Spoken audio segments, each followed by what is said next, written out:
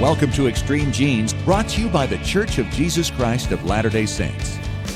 And welcome to America's Family History Show, Extreme Genes and ExtremeGenes.com. It is Fisher here, your radio root sleuth, on the program where we shake your family tree and watch the nuts fall out. And this episode is brought to you by BYU TV's Relative Race.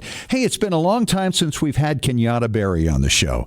And you may recall her from PBS's Genealogy Roadshow sometime back. She's come up with a brand new book. It's the Family Tree Toolkit. And we're going to talk to Kenyatta about all that's in there for you to learn from, coming up here in about 10 minutes or so. And then later in the show, we're going to talk to a man named Gene Carruth. He's at the Family History Center in Phoenix, Arizona, where an interesting item was brought to their attention recently and led to quite the adventure. You're going to want to hear what he has to say. But right now, let's head out to Boston, and the chief genealogist of the New England Historic Genealogical Society and AmericanAncestors.org. It is David Allen Lambert. How are you, David? Hey, I'm doing good. How about yourself, Fish? I am doing fine. You know, you've told me in the past that the David part came because your mother liked Davy Jones of the Monkees.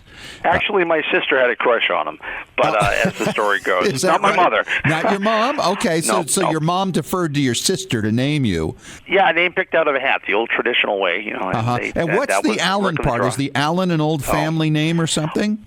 Well, I wish it was. And fortunately, it turns out I thought it was just a connecting name, like John Francis, Mary Ellen, David Allen, because I've seen David Allens before. Yeah, about 2 weeks ago, I asked my sister something about my name, and she said, well, you know who your middle name comes from. I said, no. And she goes, Alan Ladd. Mom liked him. Oh, okay. So sis got to give you the first name. Mom gave you the middle name. And Dad gave me the surname. And Dad gave you the surname. Well, what a collaboration that was. Yeah, it's a little fun story. Now I can pass on to my kids. Yeah. All right, let's get on to our family histoire news today. What do you have for us? Well, I'm going to lead off with our good friend C.C. Moore, who we know was on 60 Minutes recently, and it's a good story on extreme genes, and it's entitled, Your DNA is Out There. Do you want law enforcement using it? It really brings up a good point, and C.C. talks about it. And I just want to ask you, how do you feel about your DNA potentially being used for catching a criminal? Well, you know, I am a volunteer deputy sheriff, and so in my own mind, I'm thinking, well, why not? I know there are some thoughts about people overseas having their DNA used by some other police force, and these are choices that people have to make. But when you look at some of the cases that are being solved, you know, they're not going to be using this on, you know, people sticking chewing gum under a statue's armpit here. This is going to be for murders and really very serious crimes, and I'm all for it, just like Cece is. And so am I. I feel if my first or second cousin, or third cousin for that matter, went out and was a mass murderer, sure, if my DNA can help catch them, go for it. Yeah, you got to check out this story. It's on ExtremeGenes.com. It's probably the best story I've ever seen written about genetic genealogy, and it's in Bloomberg. Well, my next story actually has to do with DNA as well. There's a great article also in Extreme Genes dealing with some of the shocking DNA test discoveries, and some of the topics include, of course, switched at birth, finding out that you had a brother you didn't know or a sibling you didn't know. How about the wrong baby at the hospital? Yeah, that happens, unfortunately, more than we knew. Finding out that you're Native American, finding out that your neighbor was your father. Yeah. So, these are some really fun stories. So I really think that people should get in there and read this. It's just another reason to visit ExtremeGenes.com. Yeah, it's a whole bunch of stories. There's like 20 of them, but they're only like a paragraph each. And each one of them is a tasty morsel. So sink your teeth into that one. And if any of our listeners have something that's even better than any of those 20, please contact Fisher or myself. We'd love to have you on the show. Yes, we'd love to hear that. It is amazing, the variety of things that come from DNA testing. In fact, it seems to me right now that scientists out there are starting to go in a whole new direction with DNA. You're right. They are going in so many new directions. You know, a pet at home may be part of a project. There's now a new effort to go and sequence out the DNA of animals on Earth to record an enormous genetics project. And this is exciting to think that, you know, Fido down the street could be cousins with Fifi across the street, you know? That happens all the time, David. We don't need DNA for that. Yeah, when the dog busted out of the yard, and then you're getting the paternity suit from the neighbor because of the new puppies. And the puppies were switched at birth. Who knew?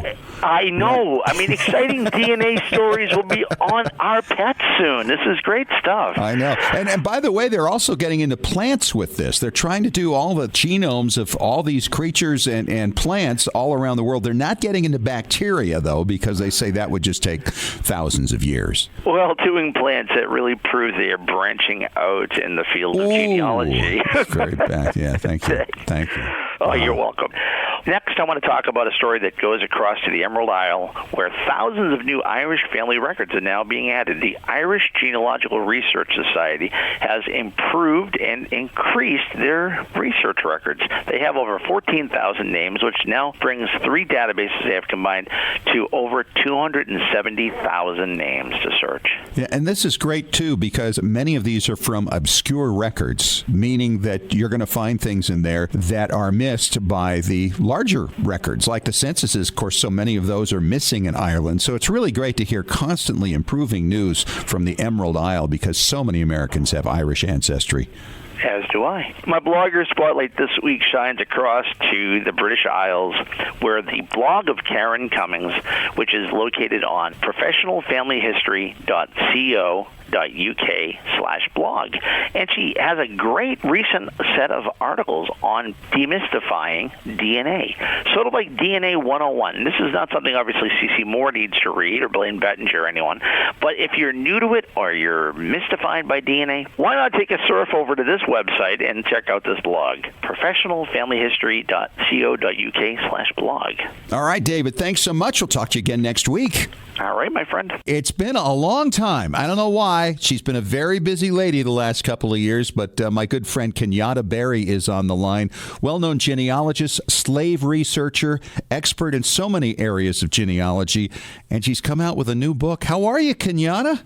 I'm great. Thanks for having me on. Boy, you've been a busy lady lately. I mean, I'm just looking at the title of your book. I'm thinking it took you a month to write the title. It's just really, it's like 5 pages. Let's see. The Family Tree Toolkit, a comprehensive guide to uncovering your ancestry and researching your genealogy.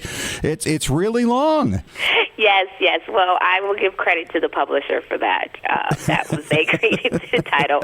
I just wrote everything inside of it. So that's awesome. And you cover a lot of ground. Now, you're known largely for amazing expertise in slave research and African American research, but this covers everything and everyone, and it's very much a 101 book, isn't it?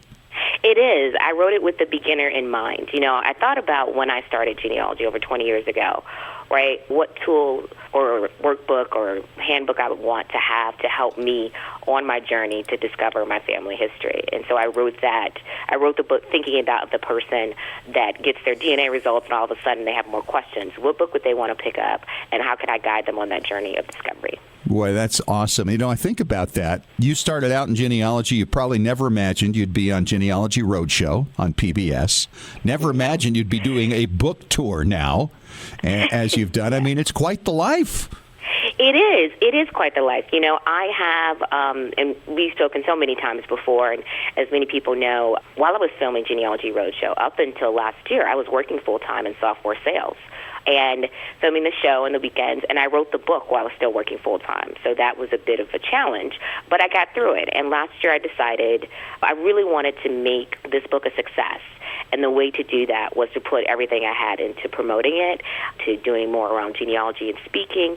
And I thought, you know, you spent so much time writing this. It would be a disservice to you if you didn't go all in on it. So I left my job in December, and here I am almost a year later, and the book came out, and I'm very excited. Well, what I like about it, too, is you not only cover the how-tos of genealogy for people who are just getting into it, but you include a lot of stories in there as well, which is really kind of what we try to do right here on Extreme Genes. We talk about various techniques, but what are the stories you've found as a result of those? So let's hear a couple from your book.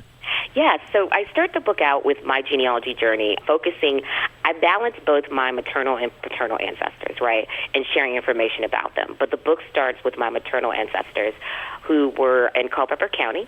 They were enslaved in Culpeper and Madison County, Virginia. And they actually migrated, my third great-grandfather, James Philip Sellers, and his wife Emily, and their children migrated around 1885, 1886 to upstate New York, to a little town called Leroy. Now, basically, this is near Rochester, so they're closer to Detroit than they are to New York City, basically. Right. And what's interesting, and what I talk about in the book as well, is about 2 years ago, in 2016, I was on sabbatical, and I had also been going to Promoting Genealogy Roadshow. So I went to Rochester because I know I had relatives in that area. And that's where I met a couple of my relatives, and I talk about how we met, so how I started in Culpeper, right, and then how I eventually saw the descendants, my cousins, of the Sellers family, and met them in 2016 in probably around April-ish, and then went back in November for the 125th anniversary of the church my family has been attending since it was founded.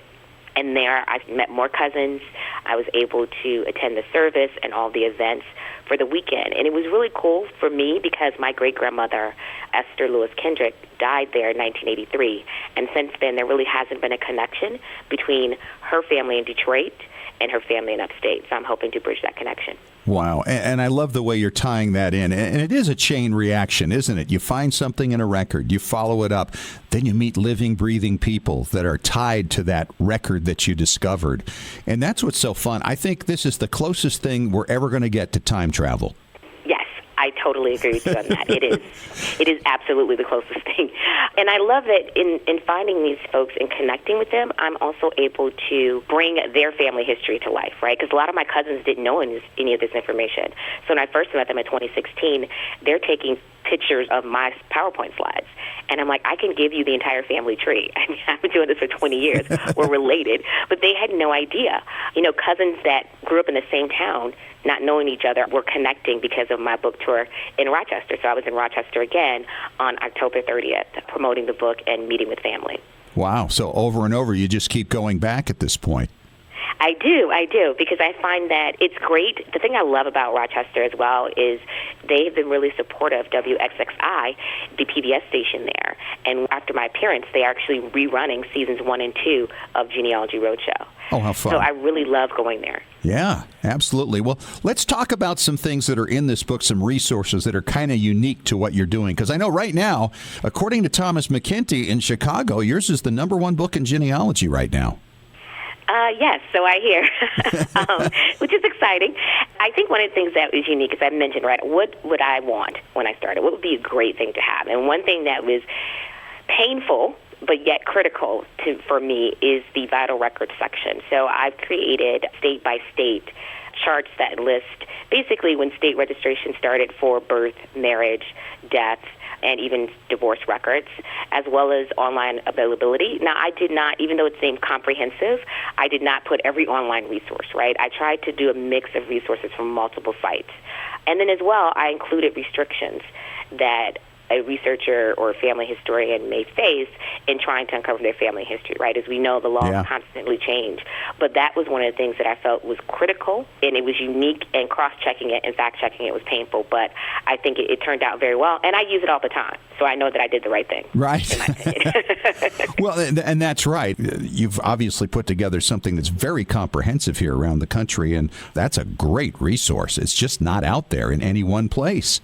Yeah, and the other thing I tried to do as well is weave in history, right? So as you know, I've been doing genealogy for so long, you tend to become more of a history buff. I wasn't a history buff in school. I wasn't either. I hated it. And then all of a sudden, doing research for this book, I'm watching documentaries on Italians coming to America or the Chinese Exclusion Act or, military stuff, right? Things I would have never even thought about. Yeah. But I felt that I needed to know. And so incorporating history into the book is something that I've done. And one thing that's kind of interesting that I was talking to people about is in 1840, free people of color were listed. There was a scandal, so to speak, with the 1840 census because a lot of free people of color were listed as insane or idiotic or one of those two categories.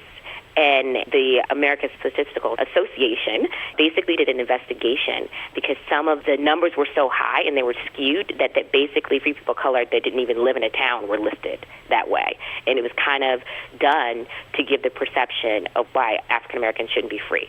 That's something I discovered years ago. Right? I've never heard that. In Cambridge. I know, but I felt it was important and that it was unique enough to put in a book because these are the little tidbits of things that help. And when you're analyzing, researching, and interpreting a record, right? Right.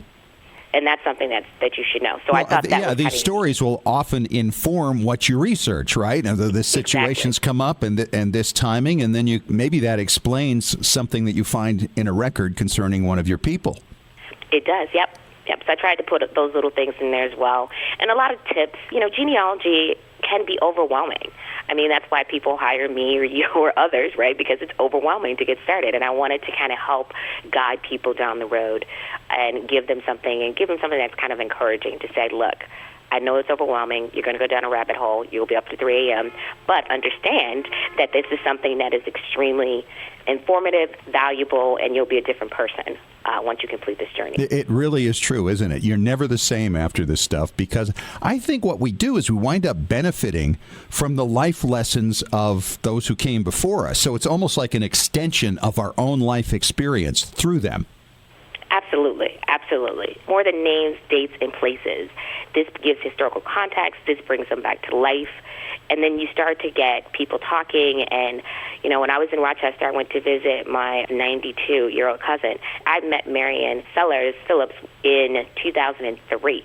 And what's interesting about her, it was almost coming full circle, because in 1996, I wrote to the town clerk, because back then you had to write to people to get Yes, stuff. I remember that. So I wrote to the town clerk. Her daughter lived across the street from Marion. Marion provided that first level of information on my mother's family, her maternal side. And it was so interesting, because to come full circle and have my book come out and to have her host me in 2003, then to see her in 2016, and again just to see her a few weeks ago and be at her house and go through the photos. And a lot of the photos that I have are photos that Marianne gave me. So it was really, really cool that I was able to get some time with her. Well, and I'm sure she's very proud of you, too. Yes. All right, so where can people get the book? It's called The Family Tree Toolkit, a comprehensive guide to uncovering your ancestry and researching genealogy. It's from my guest, Kenyatta Berry. Where can we get it? Well, the book is available online. You can get it at Amazon, Barnes & Noble, and it will be hitting bookstores soon. And we went into our second printing before the book even came out, so I'm excited about that. Yeah. Well, Kenyatta, this is a great accomplishment. I'm really excited for you and appreciative, too, because this is a book that needs to be out there. The tidal wave is coming on, especially with DNA and all that's happening, and you're doing great stuff. Thanks for coming on. Great. Thanks for having me. I'm thinking back to a day many years ago when I was a child, and there was a local pond in the backwoods of Connecticut where I liked to fish. And this one day, this huge rainstorm came up just as I discovered something in the water. It was an old trunk, and I was convinced there was treasure in that trunk. And somehow I got it out of the lake, and through the pouring rain, literally rolled it through the woods and back to my house so I could open it in the garage and discover how rich I was going to be for the rest of my life. Needless to say, there was nothing in it. But there was treasure to be found in a mysterious suitcase that's been brought to the attention of a group of genies in Phoenix, Arizona. And we have one of those people on the line right now. He's Gene Carruth. He's the director. It's the Phoenix Family History Center, right, Gene? Right, the Phoenix, Arizona Family History Center, one of the 5,000 centers around the world supported by the Church of Jesus Christ of Latter-day Saints. Well, when I heard about this story, I just perked up immediately because, mysterious suitcases. Doesn't everybody want to open that up and see what's in there? First of all, how did this come to your attention? We have a patron that came into the Family History Center and said, I've got this old suitcase at home. I've had it for several years. She says, I was at a memorial building where they display the remains for people who have been cremated, and there was this old suitcase, and they said they're going to throw it out because they're doing some remodeling. And she looked at it and saw all these photos and documents and said, you can't throw that out. That's a treasure chest of valuable information. So she took it home. She forgot about it for several years and came to see us around 2016, 2017, I think, and said, hey, I've got this. And she explained that. I said, well, bring it in. Let's see what we can do. So you get the suitcase, and you've got it. How beat up was this thing? Well, it was an old brown suitcase. The edges were worn and torn a little bit, and obviously it had seen some life. Yeah. Seen Had better been days. around a time or two. You Sure. bet. Yeah. I was picturing in my mind for some reason alligator skin. Those old things Well, were. it was a kind of a light brown, very nice looking brown suitcase. But Locks open. It had traveled. Locks The open. locks were available. They're open. We opened it up, and lo and behold, inside were all these photos, wedding photos. There was report cards from back in 1926. Wow. Photos of people at a World Congress Bowling League. Many documents. Okay. So we had a team, about 3 or 4 people, says, let's tackle it. And I said, well, let's find out who this is and see if we can find an owner. Yeah. And I'll steak dinner to whoever finds the owner. Very nice choice. So you went through these things, obviously, to figure out who the folks were. Were they well marked, first of all? Oh, yes. There were all kinds of documents. There were high school information. So we were very quickly able to identify that this belonged to a lady named Elizabeth Mason Lewis. She was from Pennsylvania. She had passed away in 2012 and was buried here in Arizona. And somehow this suitcase wound up at the memorial building where her remains are. So the next thing was, well, what do we do with it? It's great material. Let's see if we can find a living person who may be interested. Now, did she have a spouse and kids? What did you find out about her personally? She did. She had a spouse, she had children, and one person, Barry Flagg, even built a big pedigree chart on Ancestry of a couple of hundred people belonging to this family and the family line. And through that, we were able to find a son of this lady who actually lived in Arizona and was called Surprise, Arizona. Okay. Very familiar with it because of the minor league baseball complex out there. Right.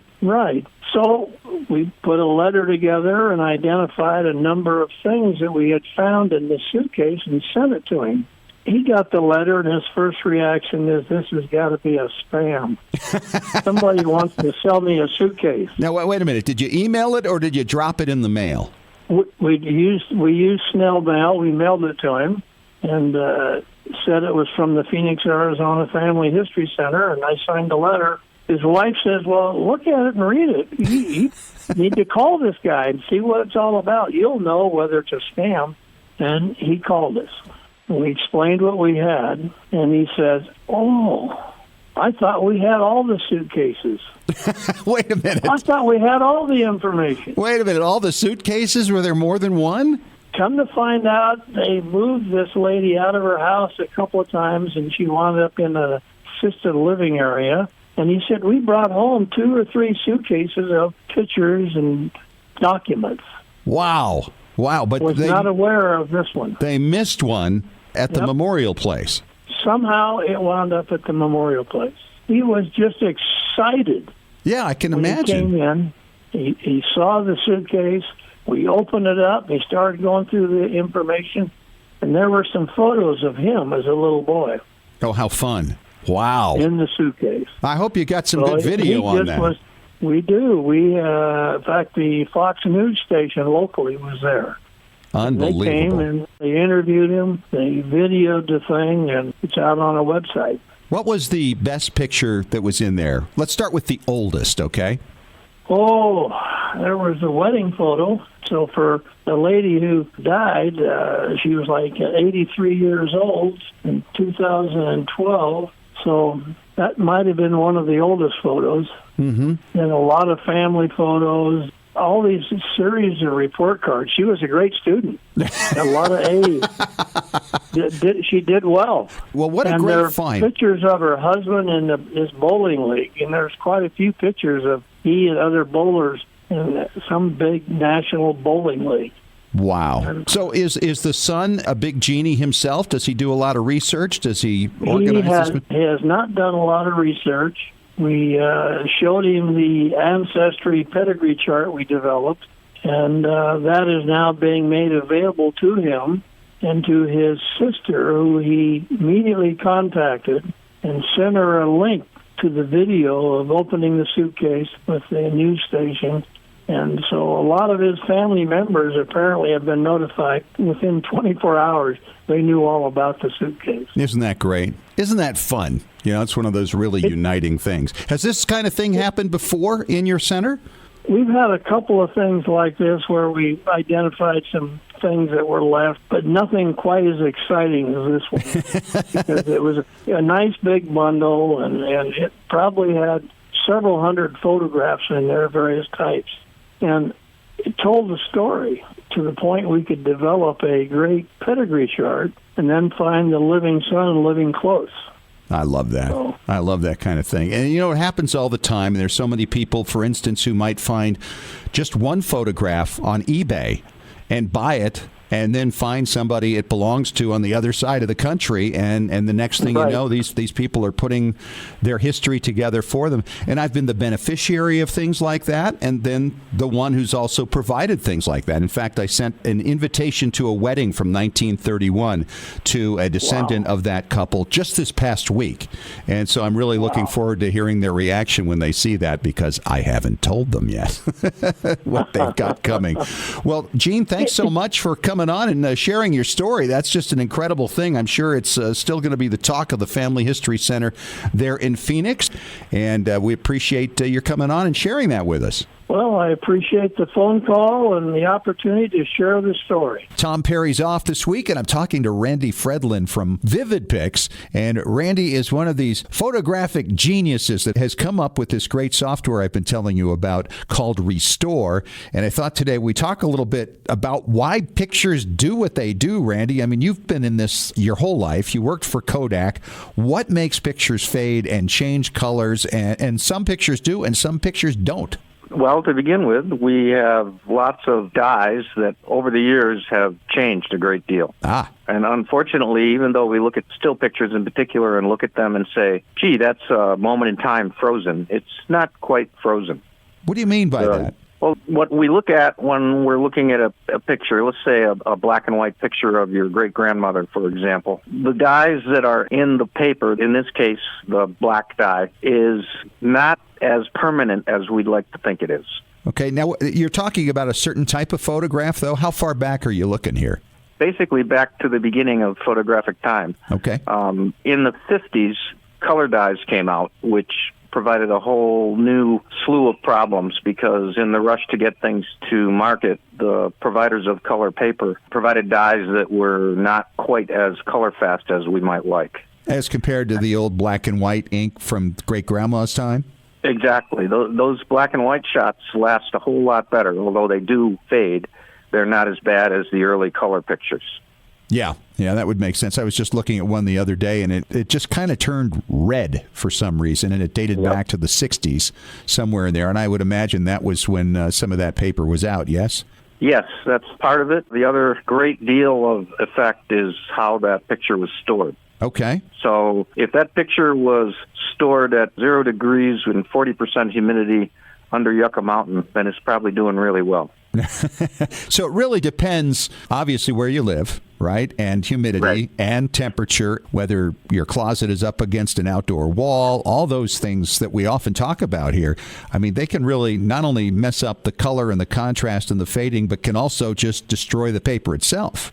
Yeah, if the humidity is wrong, the paper can become brittle. Also, you get in your time machine and go back and make sure that they're not using any acid-based papers. Or there's all kinds of things that can go wrong, not only on the basis of the paper, but the color dyes within, and also whatever you've stored those photos in. And probably with as well, right? I mean, other paper around it maybe that had some acid in it. If you were to pick one place in the United States and say, boy, the ideal place to store your photographs, I mean, assuming you keep it in a reasonably constant temperature and humidity, where would that place be? International Falls, Minnesota. Really? Why? Well, it's probably colder than it needs to be, but in order to do the accelerated testing for longevity of dyes, heat is always applied.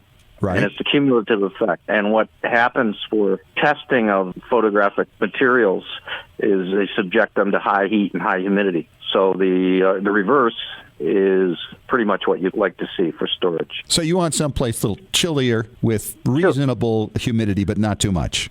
Yeah, and not too much sun. You want your pictures in the dark, except when you're looking at them. Okay, so that's the color and the dyes. Are we talking similar effects based on fading and contrast? Yeah, actually what happens is if you imagine little bits of red, green, and blue in your pictures, yeah, they don't stay as dark as you'd like them to be. They change. They get lighter. They are no longer as dark as originally printed. And so not only does that change the colors, it changes the contrast as well. Talking to Randy Fredlund, he's with Vivid Pics, the creators of the great software we've been telling you about called Restore. And Randy, it's amazing to dig into your head about how our pictures get destroyed before we could actually use your software to restore them. And you mentioned during the break here something about a slinky. How does that apply to a photograph? Well, I like to think of the different channels, meaning the different colors in any photograph, as corresponding to a slinky. The metal ones, not the plastic ones. Yeah, that's right. The metal Plastic ones are much awful. better. Yes, they are. Yeah. The ones that could climb down the stairs without your help. Now, if you take a slinky and think of let's just use black and white for the moment, the whitest white as being one end of the color spectrum or the tone scale, the other end of the slinky being black. When that print is printed, if it's properly printed, your slinky will be stretched across the entire length from white to black. Huh. Am I making sense, sir? Yeah, absolutely. And what happens as time goes on, that part of the slinky that was white gets sullied, if you will, and becomes less white. And the part that was black, in particular, becomes less black. So instead of having a slinky nicely stretched across the whole range that it's supposed to be, now your slinky is compressed down into a much smaller space. So you've created this software called Restore from Vivid Pics. How do you take that and make it work? How do you basically stretch out the slinky again? Well, part of what we do is we take the scan that you provide and read it into our software, and a portion of what we're doing is contrast expansion. So we take what is no longer white, it's where the top of your slinky is, and expand that out to what is really white. And then we take the bottom of the slinky and expand that down to where it's really black. And in between, all those other spirals on the slinky get correspondingly expanded back to the appropriate places along the whole tone scale. Okay, now we're talking just black and white, or do you also manage color in the same way? Color's a little different, but there are some similarities. And that now instead of a single slinky for just black and white, now there's 3 slinkies. Let's just use red, green, and blue. If you have a red slinky and a green slinky and a blue slinky, what you'll see is that, yes, they've all been compressed from what they should be from white to black, meaning from completely no red to all the red you could possibly put in the paper, and no green to all the green and no blue to all the blue. And they've all been compressed. But part of the issue here is they've all been compressed differently. They're not the same. So you can't use a single fix in order to make your entire color picture come back to life. With Restore, though, you can. Right.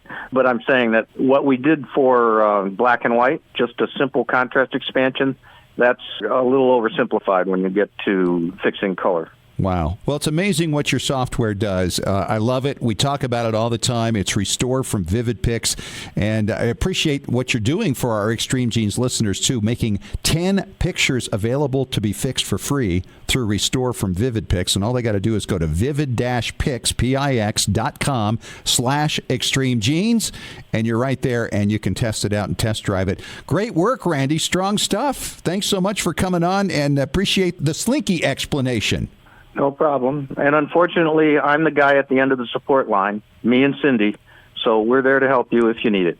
All right. Great stuff. Thanks so much. Randy Fredlund, he's from Vivid Pics. And I never thought I'd be talking slinkies on this show. Well, that's it for this week. Thanks so much for joining us. Hey, don't forget to sign up for our weekly Genie newsletter. It's free. Take a look. It's on extremegenes.com. We don't share your email address with anybody. And we do share lots of links to great stories and past shows and my blog every week.